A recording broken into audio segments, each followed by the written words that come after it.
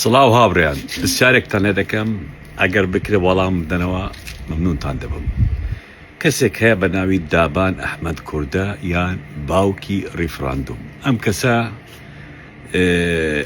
زۆر شتی ئەوم لایە، زۆر زانیاری ئەوم لایە، دەمێکی زۆر درێژ بە تەلەفۆن قسەم لەگەڵی کردووە کە لە زیندان بوو لە بەغدا.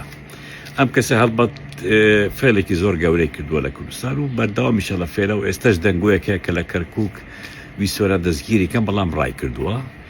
ئەم دابانە کە لە زیندان بوو لە بەغدا جارێەوە بوو بە ڤیدیۆ قسەی لەگەڵمی دەکرد، ژمارەی زۆر غەریبی هەبوو، فێڵێکی زۆر گەورەشی لە فاروقی بەڵا مستەفا کردو کە هی 50 ملیۆنە. ئەو بابەتی فێڵەی کە لە فاروقی بەڵا مستەفا کرد بوو هەمووی بۆ من باس کردووە کە چۆن بوو، چۆن نەبوو، پارەکە چی داهات، کێ بردی، کێ پێ کردی.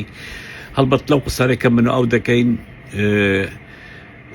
هەرچی جنێ و سوکاتیە بە بارزان قەساب دەکا، بە وەیسی بارزانی دەکا کە ئەوان پارەکەی ئەویان بردووە، ئەوان ئەویان بەگردەوە بە فێرێک بردیانە تورکیا و لە تورکیا پێیان وت ئەمە سەر بە هێزێکی نەیاری تورکایە و لەوێ تەسلیمی بەغدایان کرد و ئیتر پارەکەشیان چۆن بردیان.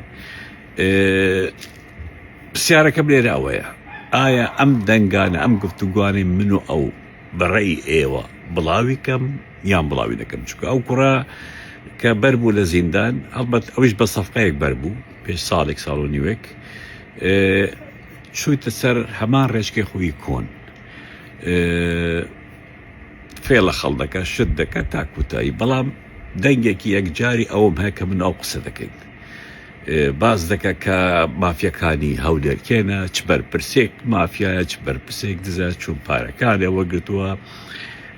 ئەو دەیوت 50 ملیۆنە، بەڵام لە شوێنی تر زانیم زیاتر لە 50 ملیۆنی وەرگرتو بوو، لە شوێنی تریش وەرگرتووە. بۆیە پرسیارتان لێ دەکەم، ئایا ئەو گفتوگوانەی خۆم و ئەو کوڕە دابان بڵاوی کەم یان نا؟ وەڵامتاندا سوپاسان دەکەم. بە گۆرەی وەڵامەکانی ئێوە زۆربەی بڵێن بڵاوی کە بڵاوی دەکەم، ئەگەر نا هەروەها دووبارە سوپاس بۆ ئێوەی بەڕێز.